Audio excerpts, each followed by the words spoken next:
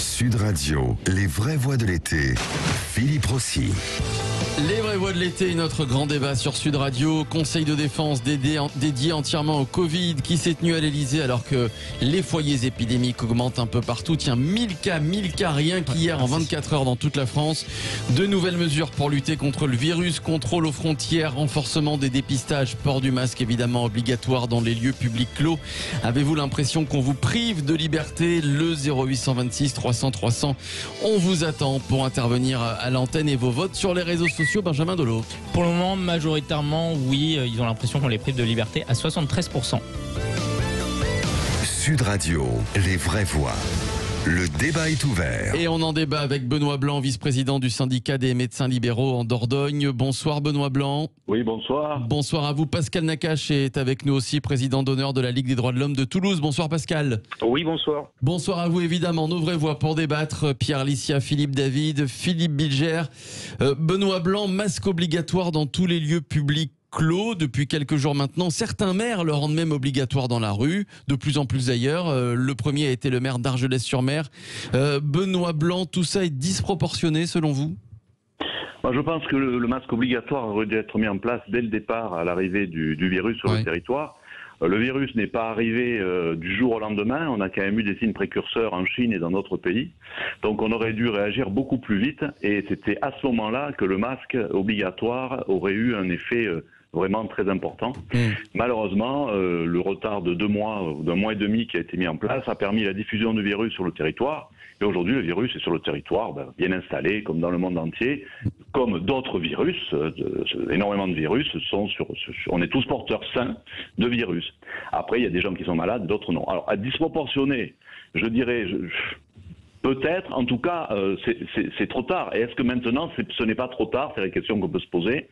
Voilà. Sachant que le port du masque, si vous voulez, si on veut vraiment qu'il soit porté de façon parfaite, il faut respecter des règles. Hein. C'est pas, voilà, il faut le changer toutes les 4 heures. Il faut pas que le nez dépasse. Il faut pas le bouger une fois qu'on l'a mis, d'accord. Voilà. Donc il y a quand même un certain nombre de règles qui sont en plus en été, qui vont être très compliquées à mettre en œuvre. On voit les gens qui le sortent de la poche. On en voit dans le sac à main, d'autres dans le cabas avec les commissions. Vous voyez le nez qui dépasse, une oreille, enfin bon. Ouais, c'est-à-dire que normalement le port du masque est censé mettre un frein à la circulation du virus, ou en tout cas le ralentir. Ce que vous dites, c'est que la façon dont on l'utilise, malheureusement, on a l'impression que le virus va continuer à circuler. Il n'y aura pas trop. Pour moi, le virus est déjà là. Alors, ce qu'on vous dit, les foyers épidémiques se multiplient. C'est pas que les foyers, on ne sait pas s'ils se multiplient, peut-être, mais on ne le sait pas. Ce qu'on sait, c'est qu'on teste alors qu'on ne testait pas. Donc, on teste, on le découvre. Vous comprenez? Mais pour savoir si ça se multiplie, il aurait fallu avoir des comparaisons. Et donc le testing, il aurait fallu le faire dès le départ. Vous comprenez ce que je veux dire? Donc on découvre parce qu'on teste. Voilà. Pascal Nakache, toujours sur le port du masque obligatoire dans les lieux publics clos, de plus en plus de villes qui le rendent obligatoire dans la rue, tout simplement, la plage aussi. Est-ce qu'il y a une notion de privation de liberté lorsqu'on demande à porter obligatoirement le masque dans la rue? On a vu que par exemple le maire de Sceaux l'avait demandé et il a été retoqué par le tribunal administratif. C'était il y a quelques semaines, il y a quelques mois, au tout début du confinement. Alors, il est très bon que les juridictions administratives exercent leur contrôle sur les décisions des maires qui décident dans leur petit coin de faire ce qu'ils ont envie de faire sans forcément qu'il n'y ait aucune justification. Maintenant, la question qui se pose, c'est de la décision qui est donc prise, semble-t-il, par le Conseil de défense aujourd'hui de rendre le masque obligatoire au niveau national. Et la première question que je pose, c'est pourquoi? Je lis aujourd'hui Le Monde qui titre sur 5 colonnes à la une que l'exécutif se prépare à une seconde vague et je rejoins la prudence de Denis Blanc à l'instant en disant mais moi j'ai beau compulser un certain nombre de revues et de documents concernant la pandémie, je n'ai pas encore vu les chiffres sur cette seconde vague. Alors peut-être que je suis comme le surfeur sur la mer qui attend la seconde vague et qui ne la voit pas venir. En tout cas, je n'ai pas l'impression que les chiffres aillent dans ce sens-là et j'ai l'impression qu'on agite beaucoup la menace et la crainte pour parader peut-être devant les caméras et se donner bonne conscience ou essayer de montrer que l'on fait quelque chose. Mais déjà, première question, pourquoi aujourd'hui l'obligation qui n'existait pas jusqu'ici? Sur quels chiffres s'appuie-t-on? Sur quelles études? Je suis à jeun de ce point de vue-là. Et puis, un mot quand même, parce que si tant est que l'on doive rendre obligatoire le masque, il y a une question qui, moi, me paraît fondamentale, c'est de le rendre gratuit. Parce que je suis désolé, mais le docteur Blanc vient de dire qu'un masque doit se changer toutes les 4 heures. Bien, imaginez le budget que cela fait pour une famille de 3-4 enfants, etc., que de changer des masques 2 fois par jour au prix où ils sont actuellement commercialisés, avec des profits d'ailleurs assez considérables pour un certain nombre de grandes surfaces. Donc là, de ce point de vue-là, c'est aussi une question de liberté que les citoyens se retrouvent à égalité les uns les autres et qu'il n'y ait pas une sorte de discrimination qui fasse qu'un certain nombre de nos concitoyens ne soient pas en mesure d'assumer le budget conséquent et se trouvent du fait exposés à des amendes à des prix tout à fait exorbitants. Avant de donner la parole aux vraies voix, un petit mot, Benoît Blanc, sur ce que vient de dire Pascal Nakache. Cette deuxième vague, on la voit pas venir, on n'a aucun chiffre, on a des indices quand même, Benoît, quand même. Alors les indices, la deuxième vague, bon déjà, il y a des régions où il n'y a pas eu la première. Parce que moi, une vague, il faut définir la vague. Qu'est-ce que c'est la vague? C'est combien de cas? C'est bon. Prenez l'Aquitaine, l'Occitanie, il y a eu très peu de cas. Dieu merci d'ailleurs pour nous. On remarquera aussi que bon, on a eu plus de temps pour se préparer avec les masques et le gel hydroalcoolique. Il y a eu énormément de choses faites. On a eu 15 jours de plus, 3 semaines de plus que le Nord, vous voyez, que Paris. Puis bon. Donc on a eu le temps de réagir. Après, il y a des facteurs environnementaux qui nous échappent et écologiques. Bon, je ne suis pas un spécialiste de l'écologie, mais on remarquera quand même que les régions qui ont été le plus atteintes sont des régions assez polluées, hein, d'accord, même en Espagne, même en Italie, ou des régions avec des personnes vulnérables, c'est-à-dire pauvres, en difficulté, des banlieues avec un habitat très regroupé, des familles qui habitent dans des petits appartements, voilà, parce qu'il y a la crise du logement, le petit revenu. Bon, c'est quand même ces régions-là. Bon, l'Aquitaine, l'Occitanie, il y a peu d'industrie, relativement peu de pollution, c'est surtout du service, du tourisme, des habitats quand même plutôt confortables, même les appartements sont grands, spacieux, il y a des maisons avec des jardins, là, il y a la campagne. Ouais. Donc on voit quand même il y a des choses, il y a des facteurs qui ont pas peut-être été étudiés, je sais pas. Donc première vague, il y en a eu, oui, l'Alsace, le Nord, Paris, oui. L'Aquitaine, l'Occitanie, est-ce qu'on peut parler de vague? Bon, peut-être une vaguelette, mais bon. Ça, alors, pour parler de la deuxième vague, mais comment voulez-vous qu'on puisse prévoir la deuxième vague? On est quand même dans le tout ce que je sais, c'est que je ne sais rien. C'est pas moi qui disais ça, c'est un philosophe grec, mais on est quand même limite. Enfin, je vois pas qu'est-ce qui peut nous dire qu'il va y avoir une deuxième vague.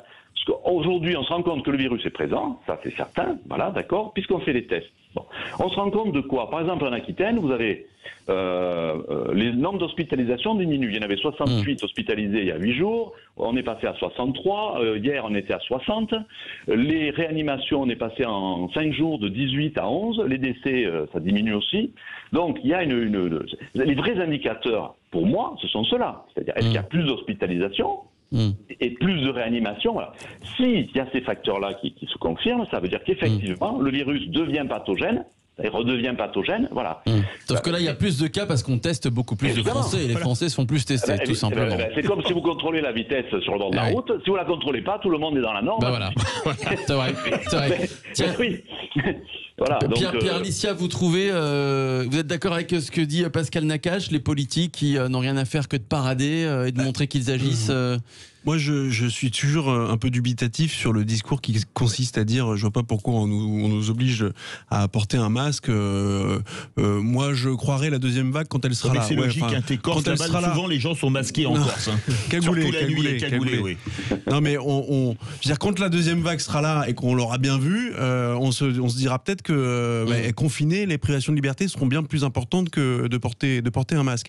Ensuite, si le port du masque n'a pas été rendu obligatoire, et il aurait effectivement dû l'être en tout début de crise, il n'a pas été rendu obligatoire parce qu'il n'y avait pas de stock. Personne n'avait de masque. Souvenez-vous quand même, il était impossible de trouver des masques dans les pharmacies. Soi-même avec du sopalin et des agrafes. On s'était fabriqué soi-même, donc le gouvernement n'aurait pas pu dire, n'aurait pas pu rendre obligatoire les masques, sachant qu'il n'y avait pas de stock. Tiens, Philippe Bilger, est-ce qu'en portant un masque obligatoirement, vous vous sentez privé de liberté? Est-ce que cette notion...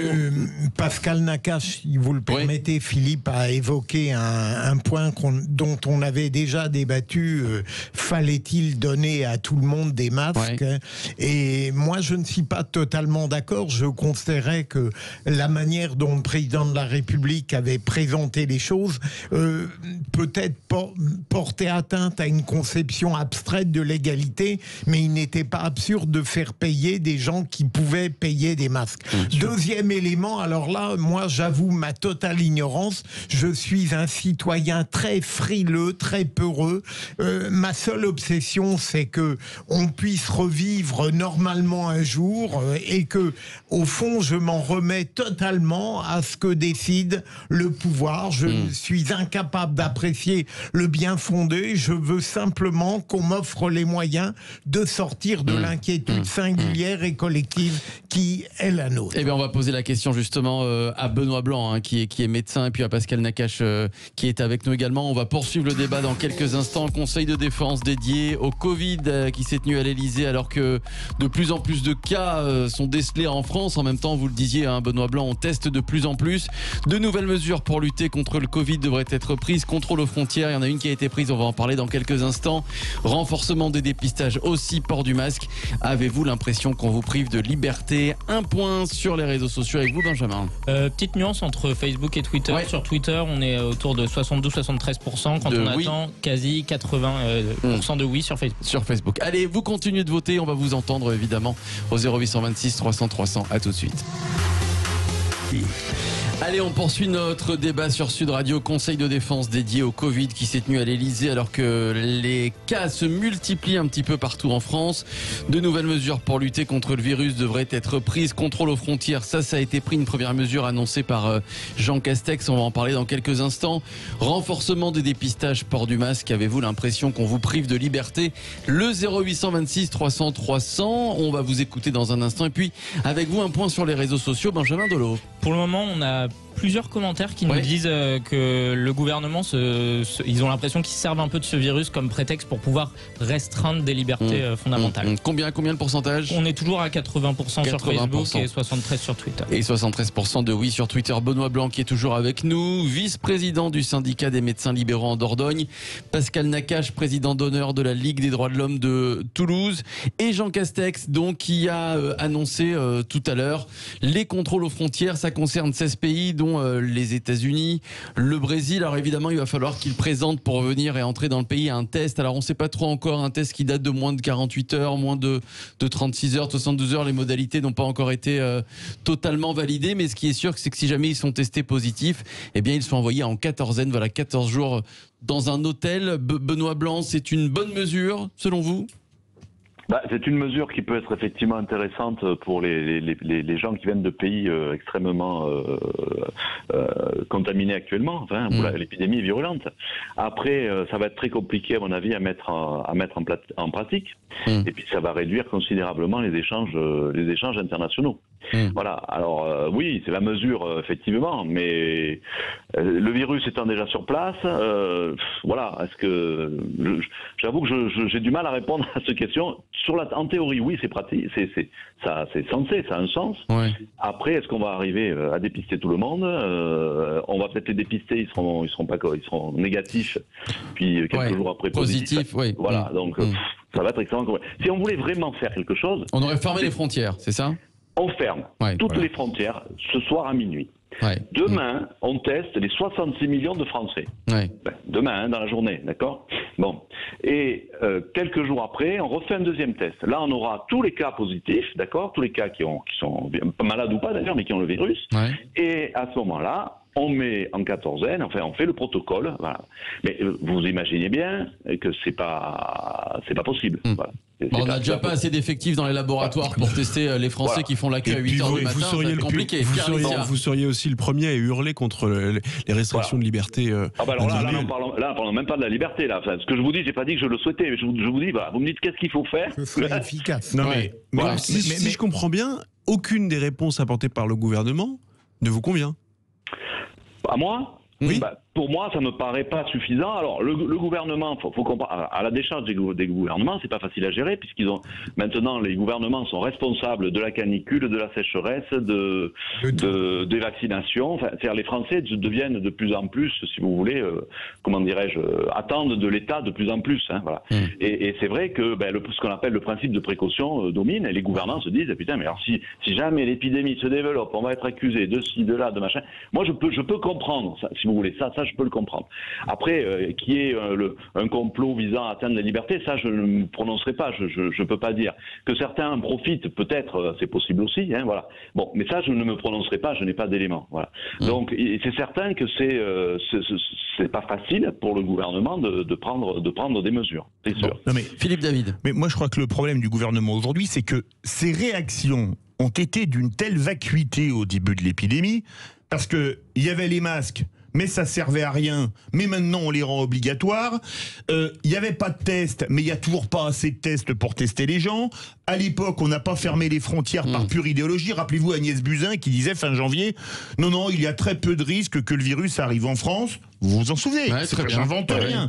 Et donc maintenant, comme on a été catastrophiquement mauvais sur la première partie de l'épidémie, on nous dit maintenant, on va faire des contrôles aux frontières. Maintenant, le masque est obligatoire. Maintenant, on va tester tout le monde. Parce que j'ai l'impression que le gouvernement, comme il ne peut faire que de la com dans ce domaine, se dit, comme on a été très mauvais sur la première partie parce qu'on n'avait pas les moyens, maintenant on va dire on fait, quitte à rogner nos libertés et quitte, malheureusement, à ce que ça ne serve strictement à rien. Qu'est-ce que ça veut dire rogner ses libertés? Pardon, porter un masque pour toi, ça veut dire que tu reviens sur tes libertés individuelles? Non mais attends, obliger des gens sains à porter un masque, c'est aberrant. Mais parce que je te rappelle quand même qu'on a mis 67 millions de gens sous bracelet électronique, dont 95 ou 99% n'étaient pas malades. Mais comment ça s'appelle rogner sur les libertés. Oui, mais Philippe, tout dépend de la finalité.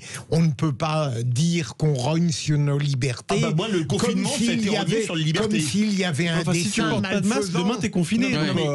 Attends, le problème, pourquoi demander à des gens qui ne sont pas contaminants de mettre un masque? Vaut mieux tester les gens et leur dire en ces cas-là, vous êtes en quatorzaine, vous restez chez vous. Mais mettre tout un pays à l'arrêt. Quand on n'a pas assez de tests, c'est ce qu'on fait. Oui, mais il n'y a jamais assez de choses. Donc c'est peut-être ça le problème aussi. Pascal Nakache, est-ce que vous êtes d'accord avec Philippe David? Eh bien oui, curieusement, je suis absolument d'accord avec ce qu'il vient de dire. Les grands esprits se rencontrent. Voilà, on va dire ça. Et en effet, je crois qu'on a été catastrophique dans la gestion de la crise initialement et que maintenant on essaie de jeter un peu de poudre aux yeux pour montrer qu'on fait quelque chose. Soyons clairs, je ne considère pas que les décisions qui viennent d'être annoncées à la suite de ce Conseil de défense soient profondément attentatoires aux libertés. Je pense simplement qu'il aurait été bon qu'on nous explique très clairement quelles étaient les données objectives aujourd'hui, quelle était la situation sanitaire, quelles étaient les perspectives, et qu'on nous traite enfin comme des citoyens adultes et responsables, plutôt que comme des enfants à qui on agite devant les yeux une vaguelette qu'on ne voit pas venir. Cela étant, je voudrais quand même attirer votre attention sur un autre point qui ne fait pas partie des mesures actuellement évoquées, qui est la question de la liberté de manifester, parce que là, pour le coup, sur cette affaire-là, il y a eu en effet une volonté évidente du gouvernement de se saisir de la pandémie pour porter atteinte à une liberté fondamentale, à telle enseigne d'ailleurs que le Conseil d'État, à 2 reprises, par des ordonnances de référé, a censuré les dispositions des différents décrets qui ont voulu interdire de manière générale et absolue les manifestations à l'occasion de la pandémie, en disant non, en l'état des choses, tout cela est totalement disproportionné et le gouvernement doit revoir sa copie. Donc en effet, j'ai pour ma part une certaine défiance à l'égard du gouvernement qui ne me conduit pas à considérer que toutes les mesures qui sont prises sont mauvaises, loin de là, mais néanmoins qui m'appelle à une certaine vigilance. Et je dis simplement que lorsqu'on prend des mesures aussi importantes, on doit à minima apporter à la population les renseignements qui lui permettent de se faire. Mais Pascal Nakache, le gouvernement ne peut pas demander de respecter les gestes barrières, de faire de la prévention, de dire même, et c'est ce qui va être dit dans quelques jours, d'éviter les réunions familiales pour la circulation du virus, et en même temps de dire pas de souci, vous pouvez manifester, c'est une de vos libertés, allez-y. C'est complètement contradictoire, Pascal Nakache. il faut quand même croire que le gouvernement s'y prend extrêmement mal, et là je rejoins absolument ce qu'a dit tout à l'heure Philippe David. Vous savez, on vient d'annoncer donc dans le Conseil de défense la recommandation d'éviter la Catalogne. Alors une recommandation, je trouve que c'est a priori une bonne chose. Je veux juste vous faire observer, il se trouve que je suis à Toulouse, et j'ai une amie qui était récemment en Catalogne, qui m'a fait observer qu'à Barcelone, la quasi-totalité de la population porte spontanément des masques aujourd'hui. Ce qui n'est pas du tout le cas en France. Il faut croire qu'il y a certains gouvernements qui ont davantage d'aptitude que d'autres à faire passer des messages dans la population et à responsabiliser les citoyens. C'est tout ce que je dis. Oui, mais Philippe Bilger, Pascal Nakache, moi, encore une fois, je suis un profane dans tous ces domaines, mais je suis frappé de voir que depuis que le gouvernement cherche à prendre à bras-le-corps l'éradication de ce fléau, il s'y prend peut-être mal, mais à chaque fois qu'il a posé un certain nombre de mesures, il y a eu des contestations comme si à aucun moment on ne l'avait crédité d'une quelconque efficacité. Est-ce que vous ne trouvez pas que c'était assez démobilisateur par certains côtés que cette suspicion systématique? Oui, je suis d'accord. Je ne suis pas favorable à la suspicion systématique et je répète que je n'ai pas à critiquer les mesures qui viennent d'être décidées, qui ne paraissent pas fondamentalement attentatoires aux libertés. Je dis simplement que j'aimerais qu'on nous traite en citoyens responsables, qu'on nous apporte des informations véritables, scientifiques et en tout cas solides, plutôt que de nous sortir un conseil de défense. Entre nous a dit, est-ce que c'est l'objet d'un conseil de défense que de prendre des mesures contre la pandémie, ou nous annoncer que nous sommes en guerre alors que nous n'avons pas d'armes pour lutter contre la pandémie. Ça, c'est de la communication. Voilà, c'est de la communication. Souvenez-vous, c'est de la communication. Et malheureusement, je pense que face à ce genre de situation, rien ne vaut la responsabilisation des citoyens en leur apportant des explications claires et précises, de telle sorte que chacun se sente investi en effet de sa propre responsabilité. Or, je pense, comme l'a dit il y a quelques minutes Philippe David, qu'on a fait tellement de conneries, excusez-moi du mot, depuis un certain temps, que maintenant, c'est très difficile de rattraper le coup. Cela étant, il n'est jamais trop tard pour bien faire, que l'on prenne des mesures sages et raisonnables, tout à fait d'accord avec cela. Il y a des mesures sur lesquelles nous sommes infiniment plus vigilants et ça tourne encore une fois essentiellement autour de la liberté de manifester. Pierre Litia. Je voudrais, rappelez-vous, à la mi-mars, lorsque le gouvernement, dans un premier temps, le gouvernement Premier ministre, je ne me souviens plus, enfin le président Premier ministre, avait vivement recommandé aux Français de ne pas se rendre dans des lieux festifs, de ne pas se rassembler, d'éviter les rassemblements, d'éviter les restaurants, etc. Qu'est-ce qu'on a vu 3 jours après? Finalement, personne ne respectait ça. Donc, moi, je veux bien qu'on dise il faut qu'on traite les Français en adultes, mais derrière, on se rend bien compte que lorsque vous posez pas des limites, alors peut-être qu'en Catalogne, ils portent le masque d'eux-mêmes, peut-être qu'ils ont aussi compris que si vous portez pas le masque, vous pouvez vous retrouver soit malade, soit contaminer vos proches, soit vous retrouver confiné. Mais si les Français ne respectent pas, parce qu'on a toujours, c'est le fameux Gaulois réfractaire, on a toujours une défiance par rapport à ce qui nous est recommandé, instamment recommandé. Si les Français prennent pas la mesure du danger, qu'est-ce qu'on fait dans ce cas-là? Moi, il n'y a que les choses obligatoires qui ont été respectées, le confinement, mais lorsqu'on leur a laissé de la même manière, si je peux faire un parallèle, de la même manière que lorsque le gouvernement a imposé la ceinture de sécurité au volant, tout le monde a crié au scandale, mais parce que quand c'était vivement recommandé avant, personne ne la mettait. Bon, il a fallu en passer par l'obligation. Benoît Blanc, est-ce que selon vous, on traite le virus à sa juste valeur? Est-ce que finalement beaucoup de médecins nous disent, alors c'est vrai que les médecins ont des avis contradictoires, mais certains médecins nous disent que finalement ce virus ne tue pas plus que les autres virus, c'est juste qu'on ne le connaît pas, qu'il n'y a pas de vaccin pour le moment, qu'il n'y a même pas de traitement. Alors la chloroquine, on en a beaucoup parlé avec le professeur Raoult, mais pour le moment, d'après ce que j'ai compris, rien ne prouve qu'elle est efficace. Ou alors au tout début, les premières 48 heures de contamination, est-ce que finalement c'est pas ça qui pose problème, c'est le fait qu'on ne connaît pas du tout ce vaccin et qu'on ne veut surtout pas prendre de risques? Alors, les virus, les coronavirus, il y a en gros deux virus que vous avez tous attrapés l'hiver. Vous savez, les petits rhumes hivernaux, là, ce qu'on appelle la crève. J'ai la crève. La crève. C'est les rhinovirus et les coronavirus. Bon, donc ça, on le sait, c'est connu. Bon, voilà. Si vous êtes en bonne santé, ça se passe bien. Si vous êtes insuffisant respiratoire, vous pouvez aussi finir en réa avec ces virus-là. Voilà. Mais pas autant qu'avec ce coronavirus-là. Il y a eu effectivement une surmortalité par rapport aux autres coronavirus. Pour ça, c'est la première chose.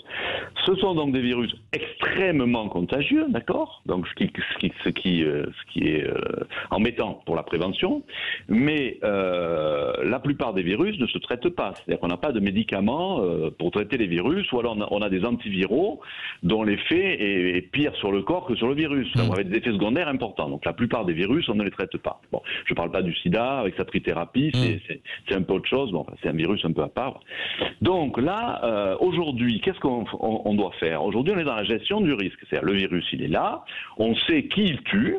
Essentiellement, donc les soignants qui sont en contact avec des malades et qui n'ont pas les masques et les gants et les surblouses, donc qui sont comment dirais-je, exposés à une charge virale importante. C'est un petit peu le cas de Tchernobyl. Ceux qui étaient près du réacteur, ils sont morts, et puis ceux qui étaient à 100 km, ils ont eu des problèmes de thyroïde. Voilà, bon. Donc c'est la même situation. Et après, ce sont des personnes essentiellement âgées, donc affaiblies militairement, obèses, avec une hypertension et ou un diabète. Souvent, il y a 2 ou 3 pathologies associées. Et ces pathologies sont la plupart du temps déséquilibrées. C'est-à-dire ce sont des gens qui sont... Donc, on se retrouve, par exemple, finalement, les États-Unis, diabète, obésité, hypertension, déséquilibre. Vous avez 40 millions d'habitants aux États-Unis qui n'ont pas de sécurité sociale, je tiens quand même à le signaler. D'accord? Donc, leur état de santé est très mauvais. Ce sont des victimes expiatoires du coronavirus. Le coronavirus, il va se jeter dessus. Bon, voilà. Donc, ils ne sont pas sortis de l'auberge, si j'ose dire.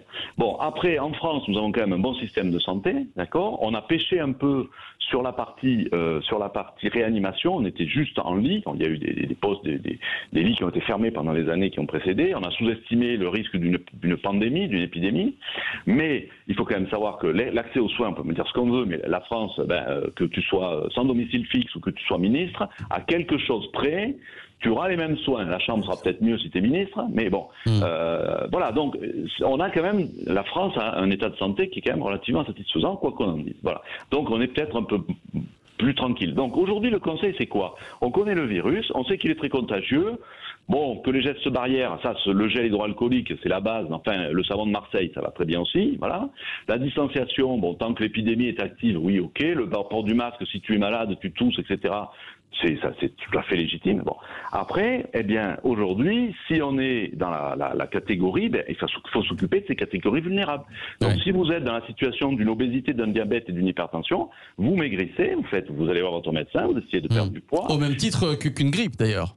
Voilà, la grippe touche pas forcément les obèses, mais donc elle touche elle touche tout le monde. Les obèses vont souffrir plus parce que c'est un virus qui a un tropisme respiratoire. Mais ils risquent pas d'en mourir, c'est ce que vous voulez dire. Ils peuvent en mourir aussi, mais mais on se rend compte que le coronavirus, lui, vraiment, il aime ça. Bon. Alors pour des raisons diverses et variées qu'on connaît pas forcément, qu'on est en train de définir, voilà. Donc le meilleur conseil qu'on donne aux gens, c'est surtout faites-vous bien soigner, c'est-à-dire équilibrez vos pathologies, soyez en bonne santé le plus possible. Voilà, pour éviter d'être une victime potentielle. Sauf qu'on peut pas dire ça aux personnes âgées qui sont vulnérables, même les personnes âgées qui n'ont pas forcément de pathologie, à plus de 75 ans, elles sont vulnérables, et alors on peut pas leur dire... Voilà, alors pour ces personnes âgées, là on fait un peu plus attention pendant l'épidémie, c'est-à-dire qu'effectivement, on pense le masque, la distanciation sociale, les gestes barrières, on fait des tests dans les EHPAD, voilà, donc il faut, si vous voulez, on est dans la gestion du risque, voilà, on sait très bien que chez les jeunes c'est moins grave, voilà, donc ça fait un gros rhume, une grippe, voilà. Il faut vraiment s'adapter. Les personnes qui sont sous chimiothérapie sont plus fragiles, donc elles aussi, on fait attention. Mais nous, c'est comme ça qu'on fait en médecine libérale au quotidien. On a les familles, on sait très bien, nous, dans notre clientèle, vous demandez à un médecin généraliste la liste des patients coronavirus, comment dirais-je, compatibles, Philippe, ou à risque, voilà. Philippe David. Mais moi, j'ai un ami médecin qui m'a dit clairement, médecin en secteur clinique, qui m'a dit clairement que cette année, a priori, il y avait pratiquement pas de cas de grippe et qu'on a compté nombre de cas d'infections pulmonaires qui n'étaient peut-être pas automatiquement des coronavirus dans les morts du coronavirus. Ça, je ne sais pas, mais en tout cas, il est très clair. Ce qui poserait quand même question, parce que la grippe, c'est 15 000 morts par an. Le confinement, si vous dites qu'il y a eu 15 000 morts de la grippe cette année, c'est-à-dire qu'il y a plus de 30 000 morts de la grippe, du coronavirus, mais 15 000. Ça change tout. Le problème, c'est qu'il faut tester. Mais on n'a pas testé. On n'a pas testé au début, donc il y a des gens forcément qui sont morts. On va pas tester les vivants, on va pas tester les morts. Non, ça permettrait d'avoir des statistiques. Non, tester les morts, ça va être. Mais enfin, on faut au moins tester ceux qui sont hospitalisés. Bon, on a quand même testé assez rapidement dans les hôpitaux. Mais chaque année, effectivement, il y a 15 000 morts de la grippe. Et cette année, il y en a pratiquement pas, je crois. Et cette année, il y en a eu très peu. Pourquoi ? Parce qu'il y a une régulation. En fait. On a quand même oublié quelque chose. Alors ça, moi, je l'ai déjà dit à 2 médias. J'ai été censuré, mais alors tout de suite. Ah bon pas chez nous, vous voyez. Allez-y. Pas chez vous. Je n'aurai pas dans les médias. J'ai dit qu'il y avait forcément que les virus, les germes, tout ce qui est infectieux fait partie de la chaîne de la vie, de la chaîne alimentaire, et qu'il y a des régulations qui se font. C'est-à-dire que ce sont des êtres vivants et il y a des interactions entre les êtres pareils avec les animaux. D'ailleurs, enfin, nous sommes un grand singe, hein, l'homme. N'oublions pas, on fait partie des grands singes. Donc, on a aussi, on est victime. Il y a des régulations de l'espèce qui se font. Généralement en hiver, voilà, et on ne peut pas y échapper. Voilà. Donc on est aussi, on a un peu oublié qu'on était mortel, je pense, et que notre rôle, c'est effectivement de protéger les plus faibles. C'est ce qui fait que nous sommes civilisés. Hein. Nous protégeons les handicapés et les personnes âgées. Voilà. Allez, Pierre Lissière, pour finir. Il y a peut-être un facteur qui explique qu'il y avait moins de grippe cette année, c'est que chaque année, en période hivernale, on a des spots gouvernementaux sur lavez-vous bien les mains, etc. Les vaccins, mais surtout se laver les mains. Et là, avec le Covid, finalement, c'était pas lavez-vous les mains, sinon vous allez choper la grippe. C'est désinfectez-vous les mains au gel hydroalcoolique, portez un masque et restez chez vous. Donc fatalement, il y a moins de grippe, il y a moins de gastro aussi, quasiment pas de gastro. Voilà, vous avez plus de gastro, plus de grippe parce que les gens prennent. Et la varicelle aussi, bien sûr. Qui a disparu. On a eu de varicelle cette année. Voilà, pour donner une idée. Allez, merci à vous. Merci Benoît Blanc, vice-président du syndicat des médecins libéraux en Dordogne, de nous avoir éclairé. Puis j'aimerais remercier Pascal Nakache également, qui a participé au débat, président d'honneur de la Ligue des droits de l'homme de Toulouse. Surtout, il a dit que j'avais raison. Alors. Et voilà, alors vous voyez, vous l'avez répété 3 fois en plus. Vous l'avez répété 3 fois. Allez, c'est la fin de notre débat. Conseil de défense à l'Elysée dédié entièrement au Covid, alors que les foyers épidémiques augmentent un peu partout en France. De nouvelles mesures pour lutter contre le virus devraient être prises. Certains ont été annoncés, comme le contrôle aux frontières, renforcement des tests, des dépistages, port du masque obligatoire. Avez-vous l'impression qu'on vous prive de liberté? Score final sur les réseaux sociaux avec vous, Benjamin.